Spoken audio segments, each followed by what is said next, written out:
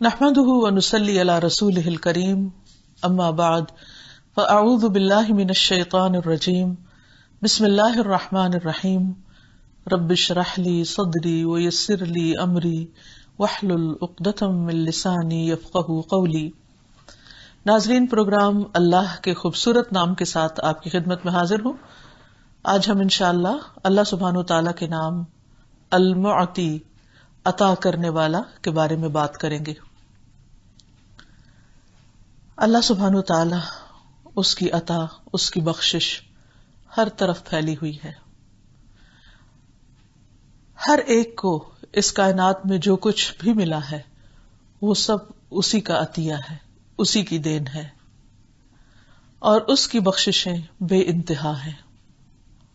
انسان جب اللہ سبحانہ وتعالی کے اس نام پر غور کرتا ہے تو اس کا دل اللہ کی محبت سے بھر جاتا ہے، کیونکہ دینے والا وہ ہے جو دے کر احسان نہیں جتاتا، اذیت نہیں دیتا، شرمندہ نہیں کرتا، رسوا نہیں کرتا، دیتا رہتا ہے، اور بندہ اس کی نافرمانی بھی کرے تو وہ دینا بند نہیں کرتا۔ تو اللہ سبحانہ وتعالی کا یہ نام ہمیں بہت کچھ سکھاتا ہے، اس لیے آئیے آج ہم اس پر غور کرتے ہیں۔ عطا عربی زبان کا لفظ ہے جس کا اطلاق مال وغیرہ کے دینے پر بھی ہوتا ہے، اور اس کے علاوہ دیگر چیزوں کی بخشش کے لیے بھی یہ آتا ہے۔ اللہ سبحانہ وتعالیٰ ہی نے ہر چیز کو وجود بخشا ہے، اور پھر اس کی رہنمائی بھی کی ہے کہ اس چیز کو کرنا کیا ہے، اور اس کام کے کرنے کے لیے جو صلاحیت اس کو درکار تھی وہ بھی اللہ ہی کی دی ہوئی ہے۔ قرآن مجید میں اللہ تعالیٰ فرماتے ہیں الذی اعطی کل شیء خلقہ ثم ہدی، وہ جس نے ہر چیز کو اس کی ایک مخصوص ساخت عطا کی اور پھر اس کی رہنمائی بھی کی۔ گویا اس کی شکل و صورت جیسی بھی اس نے بنائی وہ بھی اسی کی عطا ہے، اور پھر اس مخصوص شکل و صورت کے ساتھ، مخصوص صلاحیتوں کے ساتھ جو کچھ اسے کرنا ہے وہ بھی دراصل اسی کی عطا ہے۔ اور پھر وہ رب ہے جو دنیا میں بھی عطا کرتا ہے اور آخرت میں بھی، اور جسے جتنا چاہتا ہے عطا کرتا ہے، اور آخرت میں تو اس کی عطا بلا حساب ہوگی، بے پناہ ہوگی، اتنی کہ جو کبھی بھی ختم نہ ہوگی۔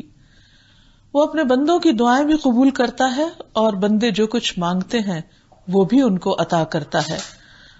اپنی مخلوق میں سے جسے چاہتا ہے بادشاہت، حکومت، نبوت، حکمت سب کچھ عطا کرتا ہے، اور پھر چونکہ وہی مالک ہے، جب چاہتا ہے واپس بھی وہی لینے والا ہے۔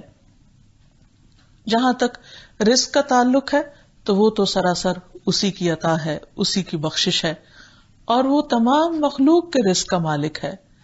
قرآن مجید میں اللہ تعالیٰ فرماتے ہیں وَمَا مِن دَابَّةٍ فِي الْأَرْضِ إِلَّا عَلَى اللَّهِ رِزْقُهَا، زمین میں کوئی چلنے والا جاندار نہیں مگر اس کا رزق اللہ ہی کے ذمے ہے۔ ایک چیونٹی سے لے کر ہاتھی، ان سب کے لیے رزق کی پلاننگ اسی نے کی، اور ان کی مخصوص ضروریات پوری کرنے والا وہی ہے۔ وَلَٰكِن لَا تَفْقَهُونَ تَسْبِيحَهُمْ، کہ کوئی چیز ایسی نہیں کہ جو رب کی تسبیح نہ کر رہی ہو۔ ایک ذرے سے لے کے پہاڑ تک ہر چیز اللہ سبحانہ تعالیٰ کی تسبیح کرتی۔ جہاں تک پہاڑوں کی تسبیح کا تعلق ہے تو داؤد علیہ السلام اپنی خوبصورت آواز میں جب اللہ کا ذکر کرتے تھے تو پہاڑ اس ذکر میں ان کے ساتھ باقاعدہ شریک ہو جایا کرتے تھے۔ کیا ہی خوبصورت سما اور منظر ہوتا ہوگا رب کی تسبیح کا۔ تو بہرحال ہر چیز اللہ تعالیٰ کی تسبیح کرتی ہے، اور یہ تسبیح اس کی نماز ہے، جیسے کہ سورۃ نور میں بھی اللہ تعالیٰ فرماتے ہیں کُلٌ قد علم صلاتہ و تسبیحہ، کہ ہر چیز نے اپنی صلاۃ یعنی نماز اور تسبیح کا طریقہ جان لیا ہے۔ اللہ کے نبی نوح علیہ السلام کی وفات کا وقت جب قریب آیا تو انہوں نے اپنے بیٹے سے فرمایا کہ سبحان اللہ و بحمدہ کا ورد کرتے رہنا، کیونکہ یہ ہر چیز کی نماز ہے، اور اسی کے ذریعے مخلوق کو رزق ملتا ہے، یعنی یہ تسبیح رزق کے دروازے بھی کھولتی ہے۔ تمام جانداروں کے رزق کا مالک اللہ ہے، اور اس سلسلے میں ایک بہت ہی انوکھا واقعہ ہمیں سیرت کی کتابوں میں ملتا ہے۔ ابو سعید خدری رضی اللہ عنہ سے مروی ہے کہ ایک بھیڑیے نے ایک بکری پر حملہ کیا اور اس کو پکڑ کر لے گیا. چرواہے نے اس کا پیچھا کیا اور اس سے بکری چھین لی. وہ بھیڑیا اپنی دم کے بل بیٹھ کر کہنے لگا، تم اللہ سے نہیں ڈرتے کہ تم نے مجھ سے میرا رزق جو اللہ نے مجھے دیا تھا وہ چھین لیا، یعنی تم نے بکری واپس لے لی. وہ چرواہا کہنے لگا، تعجب ہے کہ ایک بھیڑیا اپنی دم پر بیٹھ کر مجھ سے انسانوں کی طرح بات کر رہا ہے. وہ بھیڑیا کہنے لگا کہ میں تمہیں اس سے زیادہ تعجب کی بات نہ بتاؤں، یعنی تم اس پہ حیران ہو رہے ہو کہ میں باتیں کر رہا ہوں. محمد صلی اللہ علیہ وسلم یثرب میں لوگوں کو ماضی کی خبریں بتا رہے ہیں. جب وہ چرواہا اپنی بکریوں کو ہانکتا ہوا مدینہ پہنچا تو اپنی بکریوں کو کسی گوشے میں اس نے جمع کیا اور خود رسول اللہ صلی اللہ علیہ وسلم کی خدمت میں حاضر ہو گیا اور سارا واقعہ سنایا. رسول اللہ صلی اللہ علیہ وسلم کے کہنے پر الصلاۃ جامعۃ کی منادی کرا دی گئی، یعنی اذان تو نماز کے لیے ہوتی تھی، لیکن نماز کے علاوہ اگر لوگوں کو اکٹھا کرنا ہوتا تو اس طرح کے الفاظ ادا کیے جاتے. پھر آپ صلی اللہ علیہ وسلم اپنے گھر سے نکلے اور چرواہے سے فرمایا کہ لوگوں کے سامنے اپنا واقعہ بیان کرو. اس نے لوگوں کے سامنے سارا واقعہ بیان کر دیا تو رسول اللہ صلی اللہ علیہ وسلم نے فرمایا کہ اس نے سچ کہا ہے. تو بہرحال اس واقعے سے یہ پتہ چلتا ہے کہ جانوروں کو بھی یہ معلوم ہے کہ انہیں رزق ان کا رب دیتا ہے. اسی لیے بھیڑیے نے چرواہے سے شکایت کی کہ یہ میرے رب کا رزق تھا جو مجھے ملا اور تم نے مجھ سے یہ رزق چھین لیا. انسانوں کا رزق تو بہرحال اللہ کے ذمے ہے، جانداروں کا بھی اللہ کے ذمے، حتیٰ کہ شیطان کا رزق، شیطان کو بھی رزق اللہ ہی دیتا ہے. ابن عباس سے روایت ہے، رسول اللہ صلی اللہ علیہ وسلم سے روایت کرتے ہیں کہ ابلیس نے کہا، اے میرے رب، تو نے اپنی ساری مخلوق کا رزق واضح کر دیا ہے، یعنی سب کا رزق تو نے بتا دیا ہے، تو میرا رزق کہاں ہے؟ فرمایا، ہر وہ چیز جس پر میرا نام نہ لیا جائے وہ تیرا رزق ہوگی. یعنی جب انسان بسم اللہ پڑھ کر کھاتا ہے تو اس شیطان کا اس میں حصہ نہیں ہوتا، لیکن اگر وہ ویسے ہی کھاتا ہے تو شیطان انسان کے رزق میں شریک ہو جاتا ہے. رزق کے علاوہ جتنی بھی چیزیں ہیں ان کی جو مخصوص شکل صورت ہے وہ بھی اللہ تعالیٰ ہی کی دی ہوئی ہے. بعض اوقات ہم بندوں کی شکل و صورت میں نقص نکال رہے ہوتے ہیں یا ان پہ تنقید کر رہے ہوتے ہیں کہ اس کا ناک موٹا ہے یا اونچا ہے یا اونچا نہیں ہے، یا اس کا رنگ کالا ہے یا بہت گورا ہے، یا بال ایسے ہیں، پاؤں ایسے ہیں، ہاتھ ایسے ہیں، وغیرہ وغیرہ. عموماً لوگ دوسروں کی شکل و صورت پر توجہ بھی بہت کرتے ہیں اور تبصرے بھی بہت کرتے ہیں. ایسا کرنے سے پہلے انسان کو سوچ لینا چاہیے کہ کسی بھی انسان نے اپنی شکل خود نہیں بنائی، وہ دراصل اللہ سبحانہ تعالیٰ ہی کی عطا کردہ ہے. کسی کو اگر حسن میں ایک وافر حصہ ملا ہے تو یہ بھی اللہ کی عطا ہے، اور اگر کسی کے پاس کچھ کم ہے تو یہ بھی اللہ سبحانہ تعالیٰ کی مصلحت پر مبنی ہے، اور یہ بھی سراسر اس کا اپنا فیصلہ ہے. اس لیے اچھا مل جائے تو اس پر اترانا نہیں چاہیے، فخر اور غرور نہیں کرنا چاہیے، اور اگر کسی چیز میں کچھ کمی محسوس ہوتی ہے تو اس پر اللہ تعالیٰ سے شکوہ نہیں کرنا چاہیے، ناراض نہیں ہونا چاہیے، کیونکہ اللہ سبحانہ تعالیٰ کے ہر فیصلے میں خیر ہی خیر ہوتی ہے. بعض اوقات انسان کے ساتھ ایسے واقعات پیش آ جاتے ہیں کہ جن پر انسان جھنجھلا اٹھتا ہے، پریشان ہو جاتا ہے، گھبرا اٹھتا ہے، اور بعض اوقات تو گھبرا کر وہ موت بھی مانگنے لگتا ہے اپنے لیے. تو ایسی تمام چیزوں سے بچنے کی اور صبر کرنے کی ضرورت ہے. یہ اسی وقت ہو سکتا ہے جب انسان یہ سمجھے کہ ہر طرح کی عطا اور بخشش کا مالک اللہ ہے، لوگوں کی زندگی کا مالک بھی اللہ ہے، موت کا مالک بھی اللہ ہے.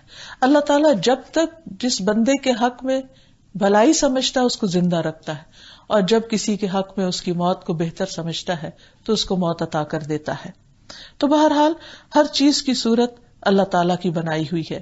ایک ایک پتے کا ڈیزائن، ایک ایک پھول کا ڈیزائن، اور اس کا رنگ اور اس کی شکل اور اس کا سائز اور اس کے اگنے کی جگہ اور اس کا طول اور عرض، یہ سب کچھ اسی نے بنایا ہے اور اسی نے عطا کیا ہے. موسیٰ علیہ السلام نے کہا، قال ربنا الذی آتا کل شیء خلقہ ثم ہدی. فرعون کے دربار میں جب موسیٰ علیہ السلام اپنے رب کا تعارف کروا رہے تھے، اپنے رب کی پہچان کروا رہے تھے، تو اس وقت بھی اللہ تعالیٰ کی اس صفت کا ذکر کیا، کہا کہ ہمارا رب وہ ہے جس نے ہر چیز کو اس کی شکل و صورت بخشی، پھر اسے راستہ بھی دکھایا، اس کو ہدایت بھی دی۔ پھر اسی طرح آخرت میں انسانوں کو بے پناہ عطیات دینے والا ہے، انعامات سے نوازنے والا ہے اپنے فرما بردار بندوں کو، کیونکہ جنت میں تو ایک کوڑا رکھنے کی جگہ بھی زمین میں جو کچھ ہے اس سب سے بہتر ہے۔ پھر آپ بتائیے کہ اگر ہم پوری زمین کا مال و دولت بھی خرچ کر لیں تو جنت میں ہم زیادہ سے زیادہ کتنی جگہ لے سکتے ہیں؟ شاید ایک کوڑے کی بھی نہیں۔ تو گویا دنیا میں کوئی چیز ایسی نہیں کہ جو جنت کی قیمت ادا کر سکے، یا انسان صرف اپنی کوشش کی وجہ سے وہ نعمتیں حاصل کر سکے۔ اس لیے وہاں انسان کو جو کچھ بھی ملے گا وہ دراصل اللہ سبحانہ و تعالیٰ کی عطا ہی ہوگی، اس کی بخشش ہوگی، نوازش ہوگی، اس کی رحمت ہوگی، اور انعامات ہی انعامات ہوں گے۔ پھر انسانوں کی خوشیوں کا ٹھکانہ کیا ہوگا؟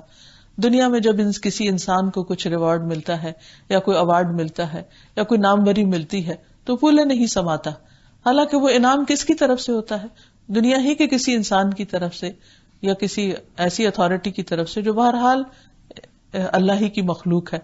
سوچئے جب کائنات کا رب اور کائنات کا خالق و مالک کسی انسان کو نوازے گا تو وہ نوازش کیسی ہوگی جس کا انسان تصور بھی نہیں کر سکتا، اور اس کو پا کر خوشی کا عالم کیا ہوگا اس کا انسان یہاں اندازہ نہیں کر سکتا۔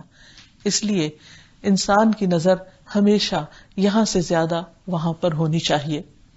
آخرت کے اس عطیے کے متعلق اللہ تعالیٰ فرماتے ہیں وَأَمَّا الَّذِينَ سُعِدُوا فَفِي الْجَنَّةِ خَالِدِينَ فِيهَا مَا دَامَتِ السَّمَاوَاتُ وَالْأَرْضُ إِلَّا مَا شَاءَ رَبُّكَ عَطَاءً غَيْرَ مَجْذُوذٍ، اور رہ گئے وہ جو خوش قسمت بنائے گئے تو وہ جنت میں ہوں گے، ہمیشہ اس میں رہنے والے جب تک سارے آسمان اور زمین قائم ہیں، مگر جو تیرا رب چاہے، ایسا عطیہ، ایسا تحفہ جو قطع کیا جانے والا نہیں، یعنی وہ بخشش لازوال بھی ہوگی جو کبھی ختم نہ ہوگی۔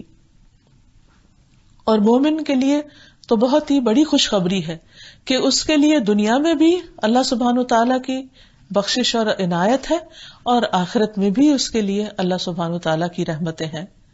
انس بن مالک کہتے ہیں کہ رسول اللہ صلی اللہ علیہ وسلم نے فرمایا، بے شک اللہ تعالیٰ کسی مومن پر ظلم نہیں کرتا، اس کی نیکیوں کا بدلہ اسے دنیا میں بھی دیتا ہے اور آخرت میں بھی اس کو بدلہ دیا جائے گا۔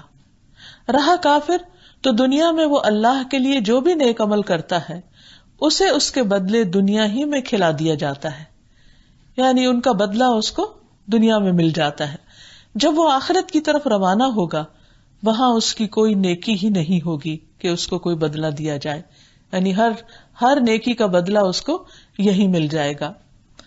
جابر رضی اللہ عنہ سے روایت ہے کہ رسول اللہ صلی اللہ علیہ وسلم نے فرمایا، قیامت کے دن جب آزمائش والوں کو ان کی مصیبتوں کا بدلہ دیا جائے گا تو اہل عافیت تمنا کریں گے کاش ان کی کھالیں دنیا میں کینچیوں سے کاٹ دی جاتی تاکہ انہیں بھی وہاں ویسا ہی اجر ملتا جیسا صبر کرنے والوں کو مل رہا ہے، آزمائش کی بھٹی سے نکلنے والوں کو مل رہا ہے۔ تو بہرحال عام مومنوں کو بھی اجر و ثواب ملے گا، لیکن وہ لوگ جو دنیا میں طرح طرح کی آزمائشوں میں ہے، تکلیفوں میں ہے، پریشانیوں میں ہے اور اس پر وہ صبر کرتے ہیں، انہیں اس کا اجر اس پر اللہ تعالیٰ کی عطا اور بخشش بے حد و حساب ہوگی۔ قرآن مجید میں اللہ تعالیٰ فرماتے ہیں کہ اللہ سبحانہ و تعالیٰ صبر کرنے والوں کو بے حساب بدلہ عطا کرے گا۔ انما یوفی الصابرون اجرہم بغیر حساب، صبر کرنے والے بغیر حساب کے، ان لمیٹڈ، جس کی کوئی انتہا ہی نہیں ہوگی، اتنی بڑی ان کو بخشش اور عطا رب اعلیٰ کی طرف سے نصیب ہوگی۔ اس لیے اگر دنیا میں کسی انسان پر کوئی دکھ، تکلیف، پریشانی، کوئی بری خبر اس تک پہنچے تو اسے اس پر صبر کرنا چاہیے، اللہ تعالیٰ کے فیصلے کو قبول کر لینا چاہیے، اللہ تعالیٰ کی رضا پر راضی ہو جانا چاہیے، کیونکہ جو رب سے راضی ہو جائے گا رب اس سے راضی ہو جائے گا، اور جس سے رب راضی ہو جائے گا پھر اس پر وہ اپنی نوازشوں کی انتہا کر دے گا۔ پھر اسی طرح آخرت میں انسان کو جو کچھ ملے گا اس کا اندازہ اس سے لگایا جا سکتا ہے کہ جنت میں جو جنتی سب سے کم درجے کا ہوگا، جس کا چہرہ اللہ تعالیٰ جہنم سے جنت کی طرف پھیر دیں گے اور اس کے لیے ایک سایہ دار درخت بنا دیں گے، تو وہ آدمی کہے گا اے میرے رب مجھے اس درخت کے قریب کر دیجئے تاکہ میں اس کے سائے میں رہوں. پھر اسے جنت میں داخل کر دیا جائے گا. اللہ تعالیٰ اس سے فرمائیں گے کہ فلاں فلاں چیز کے بارے میں سوال کرو. پھر جب اس کے ساری آرزویں اور سوال ختم ہو جائیں گے تو اللہ تعالیٰ فرمائیں گے کہ یہ بھی تیرے لیے ہے اور اس سے 10 گنا زیادہ بھی تیرے لیے ہے. پھر اللہ سبحانہ وتعالیٰ اسے اس کے گھر میں داخل فرما دیں گے اور اسے مزید نعمتوں سے نوازیں گے. تو اس سے پتہ یہ چلتا ہے کہ دنیا میں وہ انسان جو منیمم درجے کی نیکیوں پر بھی تھا، اللہ تعالیٰ جب اسے نوازنے پر آئیں گے تو بے پناہ بے حد و حساب اجر عطا فرمائیں گے. یہ سب کچھ اس کے اپنے خزانوں میں سے ہے، یہ انسان کا کمایا ہوا نہیں، یہ انسان کی محنت نہیں. کیونکہ انسان کی محنت زیادہ سے زیادہ دنیا میں اگر وہ دیکھے تو کس حد تک اور کس درجے تک جا سکتی ہے. مثلاً قارون کو سب سے بڑا مالدار انسان تصور کیا جا سکتا ہے، لیکن اس کے بھی خزانے لمیٹڈ تھے اور اس کے خزانوں نے اسے کب تک فائدہ دیا، اسے بڑی مشکل سے بھی بچا نہ سکے. تو اس لیے انسان کو ہمیشہ اللہ سبحانہ تعالیٰ کی عطیات، اللہ سبحانہ تعالیٰ کی نوازشوں پر ہی نظر رکھنی چاہیے. اللہ سبحانہ تعالیٰ کے یہ عطیات 2 طرح کے ہیں، ان کی 2 اقسام ہیں، ایک عام ہے اور ایک خاص ہے. جہاں تک اس کے عام عطیات کا تعلق ہے تو وہ تمام مخلوقات کے لیے ہیں. اور عام عطیات کی دلیل میں سے وہ آیت ہے جو اللہ تعالیٰ نے ارشاد فرمائی کُلًّا نُمِدُّ هَٰؤُلَاءِ وَهَٰؤُلَاءِ مِنْ عَطَاءِ رَبِّكَ وَمَا كَانَ عَطَاءُ رَبِّكَ مَحْظُورًا. سورۃ بنی اسرائیل کی اس آیت کا مطلب ہے کہ ہم ہر طرح کے لوگوں کو مدد دیتے ہیں، خواہ یہ ہوں یا وہ ہوں، یعنی اچھے ہوں یا برے ہوں.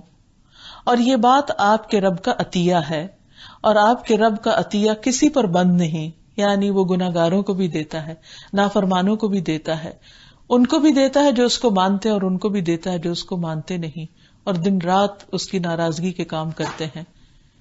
تو اس کا عطیہ کسی پر بند نہیں، کیونکہ وہ المعطی ہے، عطا کرنے والا ہے. عطا کرنا اس کی صفت ہے. وہ حقیقی بادشاہ ہے کہ جو عطا کرتا چلا جاتا ہے اور اس کے خزانوں میں کسی قسم کی کوئی کمی بھی واقع نہیں ہوتی. پھر اسی طرح خاص عطیات بھی ہوتے ہیں، خاص قسم کی نوازشیں بھی، اور وہ اللہ تعالیٰ اپنے خاص بندوں پر کرتا ہے. اور وہ ہیں انبیاء، رسل، صدیقین، شہداء، صالحین وغیرہ. ان کی دعاؤں کو اللہ تعالیٰ قبول کرتا ہے، انہیں مستجاب الدعوات بنا دیتا ہے. اللہ سبحانہ وتعالیٰ اپنے اولیاء کے مقاصد کو پورا کرتا ہے، انہیں کرامات عطا کرتا ہے. اسی طرح اللہ سبحانہ وتعالیٰ اپنے انبیاء کو معجزات عطا کرتا ہے. اس نے ان کو کتابیں عطا کی، بہترین علم اور حکمت سے نوازا. یہ سب کچھ اسی کی بخشش ہے. اور پھر بعض رسولوں کو بعض پر فضیلت عطا کی اور انہیں خاص چیزوں سے نوازا، خاص صفات سے نوازا. مثال کے طور پر حضرت موسیٰ علیہ السلام سے اللہ سبحانہ تعالیٰ نے کلام کیا. اللہ سبحانہ تعالیٰ کا اپنے پیغمبر سے کلام کرنا کوئی معمولی بات نہیں تھی. نبی صلی اللہ علیہ وسلم کو معراج پر بلایا اور آپ سے کلام فرمایا. اس سے بڑا مقام کسی مقرب فرشتے کو بھی نصیب نہیں ہوا جو نبی صلی اللہ علیہ وسلم کو عطا ہوا. یہ بھی اللہ تعالیٰ ہی کی عطا اور بخشش تھی. پھر اسی طرح سلیمان علیہ السلام کو اللہ تعالیٰ نے ایسی حکومت عطا کی کہ جو اس سے پہلے کسی کو عطا نہیں کی گئی تھی. اللہ سبحانہ تعالیٰ نے فرمایا قال رب اغفر لی وہب لی ملکا لا ينبغی لأحد من بعدی انک انت الوہاب فسخرنا له الریح تجری بامرہ رخاء حیث اصاب والشیاطین کل بناء وغواص وآخرین مقرنین فی الاصفاد هذا عطاؤنا فمن او امسک بغیر حساب. سورۃ صاد. سلیمان علیہ السلام نے کہا اے میرے رب مجھے معاف کر دے اور مجھے ایسی حکومت عطا فرما جو میرے بعد کسی کے لائق نہ ہو، یقیناً تو بہت ہی عطا کرنے والا ہے۔ چنانچہ ہم نے ہوا کو ان کے تابع کر دیا، جہاں ان کو پہنچنا ہوتا وہ ان کے حکم پر نرمی کے ساتھ چلتی تھی، یعنی جیسے آج کل کوئی جہاز میں بیٹھ کر جائے۔ شیاطین بھی مسخر کر دیے، وہ بھی ان کے کنٹرول میں تھے، جو سب معمار اور غوطہ زن تھے، یعنی ان کے لیے عمارتیں تعمیر کرتے اور سمندروں میں غوطے لگا کر مختلف طرح کی چیزیں لے کر آتے، اور کچھ دوسرے جو زنجیروں میں جکڑے ہوئے تھے، یعنی جو سرکش قسم کے تھے۔ یہ ہماری عطا ہے، اب کسی پر احسان کرو یا اپنے پاس رکھو، کوئی حساب نہیں۔ یعنی اس دنیا کی سب سے بڑی حکومت اللہ تعالیٰ نے سلیمان علیہ السلام کو دی، اور اس کے بعد ویسی کسی کو بھی نہیں دی۔ ان کی دعا قبول ہو گئی جب انہوں نے کہا کہ ایسی کسی اور کے پاس نہ ہو۔ یہ سب چیزیں دوسرے انسان کوشش سے بھی حاصل نہیں کر سکتے کہ کوئی پرندوں کی یا جانوروں کی بولیاں سمجھے، یا پھر یہ ہے کہ اس کے لیے جنات اس درجے میں مسخر کر دیے جائیں اور جنات اس کے لیے تعمیر کا کام کریں اور بڑے بڑے کارنامے انجام دیں۔ یہ سب کچھ کیا تھا؟ یہ اللہ تعالیٰ کا ان کی کسی کوشش یا محنت کے بغیر ان کو اپنی عطا سے دینا تھا۔ یہ اللہ تعالیٰ کی بخششیں تھیں، نوازشیں تھیں ان پر، تو یہ اس کے خاص بندوں کے لیے ہوتی۔ پھر اسی طرح ہم دیکھتے ہیں کہ دنیاوی اعتبار سے بھی بعض بندوں کے اوپر اللہ سبحانہ وتعالی بعض چیزیں القاء کر دیتا ہے۔ مثلا جتنی بھی سائنسی ایجادات ہوئی ہیں وہ بھی ایک طرح سے لوگوں کے دلوں پر اللہ تعالیٰ نے مختلف چیزوں کے انکشافات کیے۔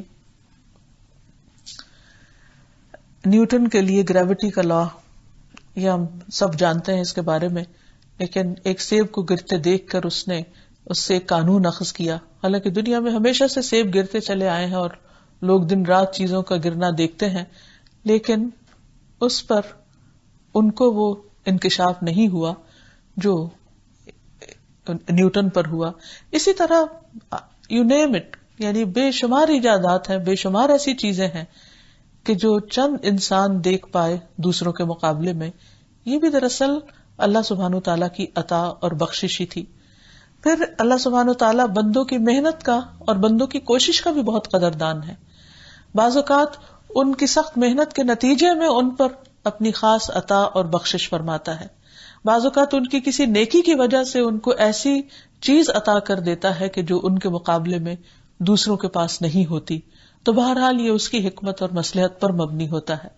پھر اسی طرح اللہ سبحانہ تعالیٰ کا دعائیں قبول کرنا، ہمارے اعمال ایسے نہیں، بعض اوقات کوشش ایسی نہیں ہوتی، لیکن جب ہم اللہ تعالیٰ سے مانگتے ہیں تو اللہ تعالیٰ اپنی خاص رحمت سے عطا بھی کر دیتے ہیں۔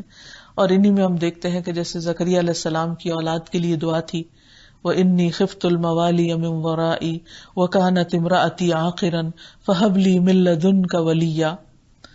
انہوں نے عرض کیا، بے شک میں اپنے پیچھے قرابت داروں سے ڈرتا ہوں اور میری بیوی بانجھ ہے، سو مجھے اپنے پاس سے ایک وارث عطا کر، هَبْ لِي مِن لَّدُنكَ وَلِيًّا۔ تو اللہ تعالیٰ نے ان کی خواہش پوری کر دی اور انتہائی بڑھاپے کے عالم میں ان کو اولاد سے نوازا۔ پھر یہ کہ اللہ تعالیٰ بندوں کو جزا دینے والا بھی ہے، اور خاص طور پر آخرت کی جزا کے بارے میں آتا ہے، جزاء من ربک عطاء حسابا، یہ آپ کے رب کی طرف سے بدلہ ہے جو کافی ہوگا، یعنی بندوں کے لیے انتہائی خوشی کا اور راحت کا سامان۔ پھر اسی طرح اللہ سبحانہ تعالیٰ کی عطا کردہ چیزوں میں سے دین کی سمجھ عطا کرنا بھی ہے۔ رسول اللہ صلی اللہ علیہ وسلم نے فرمایا، جس کے ساتھ اللہ تعالیٰ بھلائی کا ارادہ کرتا ہے اسے دین کی سمجھ عطا کر دیتا ہے۔ آپ نے فرمایا کہ دینے والا تو اللہ ہی ہے، میں تو صرف تقسیم کرنے والا ہوں، میں تو لوگوں میں بانٹتا ہوں، یعنی میرے پاس وحی کے ذریعے علم آتا ہے، ہدایت کی باتیں آتی ہیں اور میں اسے لوگوں تک پہنچاتا رہتا ہوں۔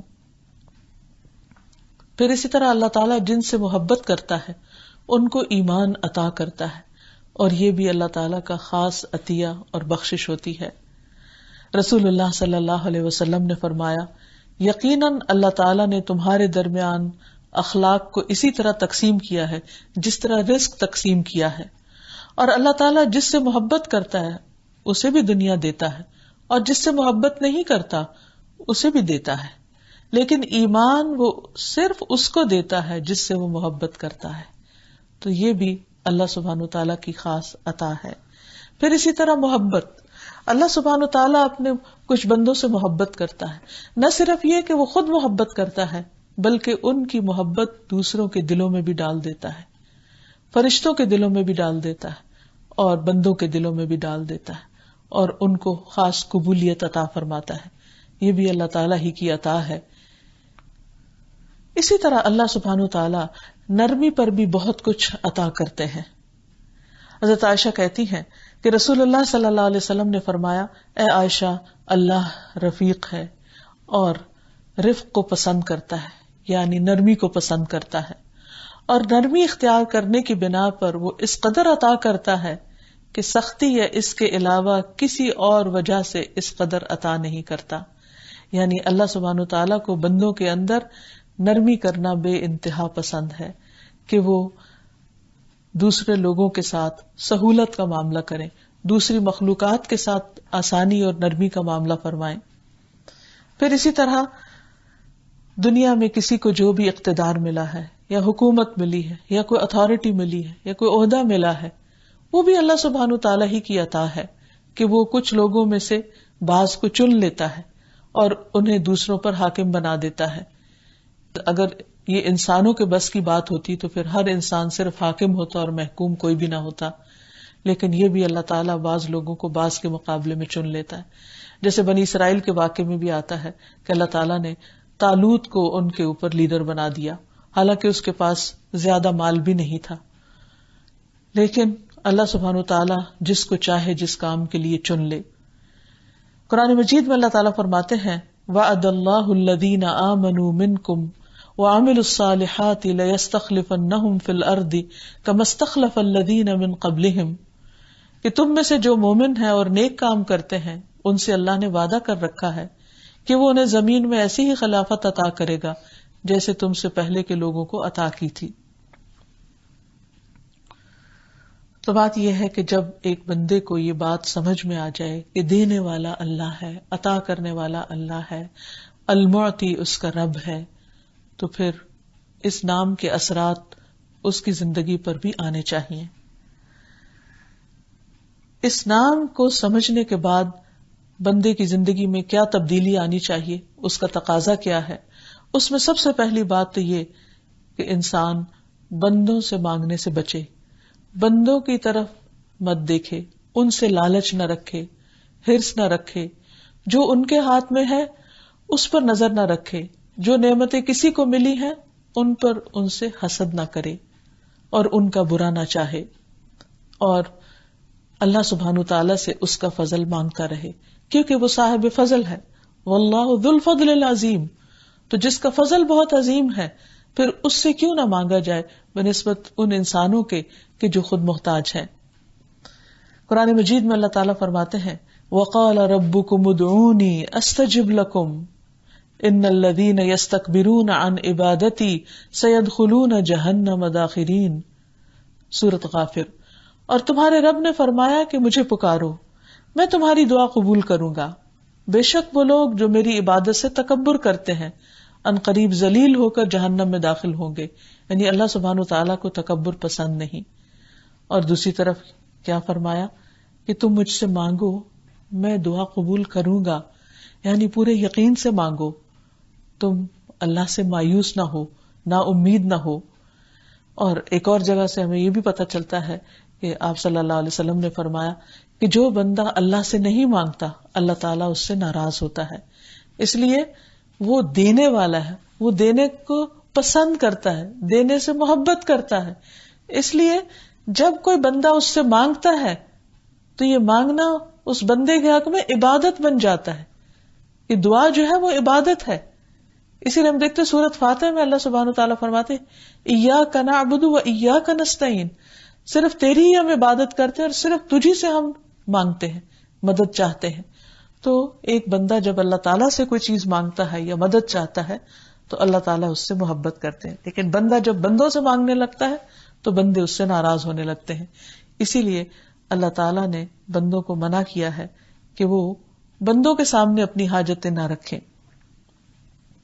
رسول اللہ صلی اللہ علیہ وسلم نے فرمایا، جسے انتہائی شدید حاجت آ پڑے اور اس نے اسے لوگوں پر پیش کر دیا تو اس کی وہ حاجت دور نہ ہوگی، اور جس نے اسے اللہ پر پیش کیا تو ان قریب اللہ اسے بے پرواہ کر دے گا، یا تو جلد ہی دنیا میں موت آ جائے گی یا پھر اسے اللہ تعالیٰ غنی کر دے گا، یعنی دوسروں کی محتاجی سے نکال دے گا۔ آپ صلی اللہ علیہ وسلم نے یہ بھی فرمایا کہ جس نے اپنے اوپر سوال کا دروازہ کھولا بغیر ناقابل برداشت محتاجی کے، یعنی ایسی ضرورت پیش آئی کہ جس کا اس کے پاس کوئی حل نہیں، تو وہ دوسرے سے مدد لینے کو گیا، ادروائز اگر وہ خود اس کام کو کر سکتا ہے تو اسے خود ہی کرنا چاہیے، اللہ سے مدد مانگنی چاہیے، لیکن لوگوں کے آگے ہاتھ نہیں پھیلانا چاہیے۔ تو فرمایا کہ اگر کسی کو شدید محتاجی آ جائے تو اس وقت تو وہ بتا سکتا ہے دوسرے کو، ادروائز اگر بغیر اس کے کسی نے مانگا، جو انسان کی اس محتاجی میں جو اس کو اس کے گھر والوں کو لاحق ہو، تو اللہ تعالیٰ اس پر فاقے کا دروازہ ایسی جگہ سے کھولتا ہے جہاں سے اس کو گمان بھی نہیں ہوتا، یعنی اللہ تعالیٰ اس کو پھر بندوں کا ہی محتاج کر دیتا ہے، بندوں کے آگے ہی ذلیل کر دیتا ہے۔ اور یہاں تک کہا گیا کہ اگر بندے کو ضرورت ہے تو اس کے لیے وہ محنت کرے، کوشش کرے، اور لکڑیوں کا گٹھا باندھ کر پیٹھ پہ رکھ کے لائے، اسے بیچے، تو اس طرح اللہ تعالیٰ اس کی عزت محفوظ کر دے گا بنسبت اس کے کہ وہ کوئی کام نہ کرے اور صرف لوگوں سے سوال کرتا پھرے۔ پھر اسی طرح یہ ہے کہ جو کچھ بندوں کے ہاتھ میں ہے اس سے مایوس ہو جائے، اور جو اللہ کے ہاتھ میں ہے اس پر نظر رکھے۔ سعد بن ابی وقاص رضی اللہ عنہ کہتے ہیں کہ نبی صلی اللہ علیہ وسلم کے پاس ایک آدمی آیا اور کہا، اے اللہ کے رسول، مجھے مختصر سی نصیحت فرمائیے، یعنی تاکہ میں یاد رکھ سکوں۔ تو نبی صلی اللہ علیہ وسلم نے فرمایا، لوگوں کے ہاتھ میں جو کچھ ہے اس سے بالکل نا امید ہو جاؤ، یعنی ان سے توقعات مت رکھو، اور ایسی بات سے پرہیز کرو جس سے معذرت کرنی پڑے، یعنی بعد میں تم ایکسکیوزز کرتے رہو۔ اور یہ دو باتیں بھی بہت ہی زبردست ہیں، کیونکہ انسانوں کو مایوسی اس وقت ہوتی ہے، پریشانی اس وقت ہوتی ہے جب وہ بندوں سے توقع رکھتے ہیں کہ وہ ان کا کام کریں گے، لیکن جب انسان اپنی ضرورت اللہ تعالیٰ کے سامنے رکھتا ہے تو وہ بندوں کے دلوں کو بھی مسخر کر دیتا ہے۔ تو بجائے اس کے کہ ہم بندوں کے ذریعے اللہ تک پہنچے، ہم اللہ سبحانہ و تعالیٰ کو براہ راست پکاریں، کیونکہ اللہ تعالیٰ نے خود اعلان فرمایا، وَقَالَ رَبُّكُمُ ادْعُونِي أَسْتَجِبْ لَكُمْ، تمہارا رب کہتے ہیں مجھ سے دعا مانگو، یعنی ڈائریکٹ مجھ سے مانگو، میں تمہاری دعا قبول کروں گا، میں تمہیں عطا کروں گا۔ اور پھر بندہ جب بندوں کے اوپر توقعات رکھتا ہے، اور بندے چونکہ خود محتاج ہیں، پہلے وہ اپنی ضرورتیں پوری کرتے ہیں، تو پھر انسان ہیوملیٹڈ فیل کرتا ہے کہ دوسرا میری کیئر نہیں کر رہا۔ لیکن اگر وہ اللہ سے توقع رکھتا ہے اور بندوں سے صرف اچھا گمان رکھتا ہے تو ہر طرح کے ریلیشنز اس کے بہت خوشگوار ہو سکتے ہیں۔ اور اسی طرح بعض لوگ بات کرنے میں احتیاط نہیں کرتے، معاملہ کرنے میں احتیاط نہیں کرتے، پھر بار بار سوری کرتے رہتے ہیں، پھر وہ سوری بھی ایک مذاق بن کر رہ جاتا ہے، تو اس سے بھی بچنے کی نبی صلی اللہ علیہ وسلم نے تلقین کی ہے۔ پھر اسی طرح آپ صلی اللہ علیہ وسلم نے ایسے شخص کو جنت کی ضمانت دی ہے جو لوگوں سے کچھ نہ مانگے۔ صوبان کہتے ہیں، اور یہ صوبان جو ہے رسول اللہ صلی اللہ علیہ وسلم کے آزاد کردہ غلام ہے، کہتے ہیں کہ رسول اللہ صلی اللہ علیہ وسلم نے فرمایا، کون ہے جو مجھے یہ ضمانت دے کہ وہ لوگوں سے کچھ نہیں مانگے گا تو میں اس کے لیے جنت کی ضمانت دوں۔ تو صوبان رضی اللہ عنہ نے کہا کہ میں آپ کو ضمانت دیتا ہوں کہ میں کبھی کسی سے کچھ نہیں مانگوں گا، حالانکہ وہ بہت غریب تھے، چنانچہ وہ کسی سے کبھی کچھ نہیں مانگا کرتے تھے۔ اور پھر آپ نے اس مانگنے کی مذمت بھی فرمائی۔ آپ نے فرمایا کہ اگر سوال کرنے والا اس خرابی کو جان لے جو سوال کرنے میں ہے تو کبھی کسی سے کچھ سوال نہ کرے، یعنی انسان نہیں جانتا کہ کسی سے مانگنے کے بعد اس کی قدر و منزلت میں کس قدر کمی آتی ہے اور کس قدر اس کو بعض اوقات ذلت کا سامنا بھی کرنا پڑتا ہے۔ ایسی صورت میں انسان صرف اللہ ہی سے دعا کرتا رہے۔ پھر آپ دیکھیے کہ اللہ سبحانہ تعالیٰ کی چونکہ صفت المعطی ہے، دینے والا، عطا کرنے والا، تو ہمیں بھی دوسروں کو دینے والا بننا چاہیے، اور بندہ مومن کو دوسروں کو اس طرح دینا چاہیے کہ کسی قسم کی محتاجی کا بھی ڈر نہ رہے۔ انسان یہ نہ سوچے کہ اچھا میں نے دے دیا تو پھر میرا کیا بنے گا، دینے والے کو اللہ تعالیٰ اور دیتا چلا جاتا ہے۔ مالک بن نزلہ کہتے ہیں کہ رسول اللہ صلی اللہ علیہ وسلم نے فرمایا ہاتھ 3 طرح کے ہیں، ایک اللہ کا ہاتھ ہے جو سب سے اوپر ہے، دوسرا دینے والے کا ہاتھ ہے جو اس کے بعد ہے، اور سائل کا ہاتھ یعنی سوالی کا ہاتھ سب سے نیچے والا ہے، لہذا جو زائد ہو وہ دے دو اور اپنے نفس کے سامنے عاجز مت بنو، یعنی اس کا کہنا نہ مانو، یعنی کیونکہ انسان جب دینا چاہتا ہے تو روکنے والا اس کا نفس ہی ہوتا ہے. ان النفس لامارۃ بالسوء، انسان طرح طرح کی تعویلیں کرنے لگتا ہے. ایک اور روایت سے بھی پتہ چلتا ہے کہ دینے والا ہاتھ لینے والے ہاتھ سے اوپر ہوتا ہے، بہترین ہوتا ہے. اسی لیے ہم دیکھتے ہیں کہ نبی صلی اللہ علیہ وسلم تمام انسانوں سے زیادہ سخاوت کرنے والے تھے، اور خصوصاً رمضان کے مہینے میں. اللہ سبحانہ تعالیٰ کو بھی دینا پسند ہے، اس کے رسول صلی اللہ علیہ وسلم کو بھی دینا محبوب تھا، لہذا ہمیں بھی اپنے اندر دینے کی صفت لانی چاہیے، اور پھر دینے کے لیے سب سے قریبی لوگوں سے شروع کرنا چاہیے. لوگوں کی ضروریات کا خود خیال رکھنا چاہیے، جو ہمیں دے اس کو بھی دینا چاہیے اور جو نہ دے اس کو بھی دینا چاہیے، اور جو بھی انسان دے وہ خوشی سے دے، کیونکہ یہ اس میں سے دے رہا ہے جو اللہ تعالیٰ نے اس کو عطا کیا ہے. یعنی ہمارا ذاتی تو کچھ بھی نہیں، اپنی ملکیت تو کچھ نہیں، ہر چیز ہمارے پاس اس کی دی ہوئی ایک امانت ہے. لہٰذا جب ہم اس کی مرضی کے مطابق اس کے بندوں کو دیتے ہیں تو وہ بہت خوش ہو جاتا ہے. پھر یہ ہے کہ اللہ کی نافرمانی کے کاموں میں خرچ نہیں کرنا چاہیے، رشوت کا لین دین نہیں کرنا چاہیے، سود کا لین دین نہیں کرنا چاہیے. اور آخر میں یہ کہ اللہ سبحانہ تعالیٰ سے اس کے اس نام کے ساتھ دعا کرنی چاہیے، اور مختلف دعاؤں میں جہاں یہ نام اور یہ صفت استعمال ہوئی ہے ان دعاؤں کے پڑھنے کا اہتمام کرنا چاہیے.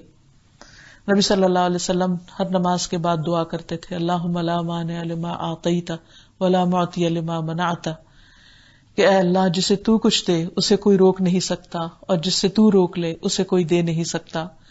نبی صلی اللہ علیہ وسلم جب رکوع سے سر اٹھاتے تھے تو اس وقت بھی یہ دعا پڑھتے جس میں اللہم لا مانع لما اعطیت آتا ہے. پھر اسی طرح نماز کے بعد بھی آپ دعا مانگتے تو اس میں بھی یہی الفاظ آتے. پھر کھانا کھانے کے بعد آپ جو دعا کرتے اس میں بھی اللہ سبحانہ تعالیٰ کی اس صفت کا ذکر آتا ہے. آپ کھانے سے فارغ ہو کر پڑھتے اللہم اطعمت و اسقیت و اغنیت و اقنیت و ہدیت و اجتبیت فلک الحمد علی ما اعطیت. اے اللہ تو نے ہی کھلایا، تو نے ہی پلایا، تو ہی غنی کرتا ہے، تو ہی مالدار کرتا ہے، تو نے ہدایت دی اور تو نے ہی زندگی عطا فرمائی، جو تو نے عطا کیا اس پر تیری تعریف ہی تعریف ہے. اور پھر اسی طرح یہ کہ جو نعمتیں انسان کو ملی ہیں ان میں برکت کی دعا کرتا رہے، اور پھر انسان دوسروں کو بھی برکت کی دعا دیتا رہے، جیسے نبی صلی اللہ علیہ وسلم نے اپنے خادم حضرت انس کو دی تھی. تو اللہ سبحانہ و تعالیٰ سے دعا ہے کہ وہ ہمیں اپنے خاص خزانوں سے عطا فرمائے، اپنی رحمتیں عطا فرمائے، اور ہمیں لوگوں کی محتاجی سے بچائے اور ہمیں دینے والوں میں سے بنا دے. وآخر دعوانا ان الحمد للہ رب العالمین. السلام علیکم ورحمۃ اللہ وبرکاتہ.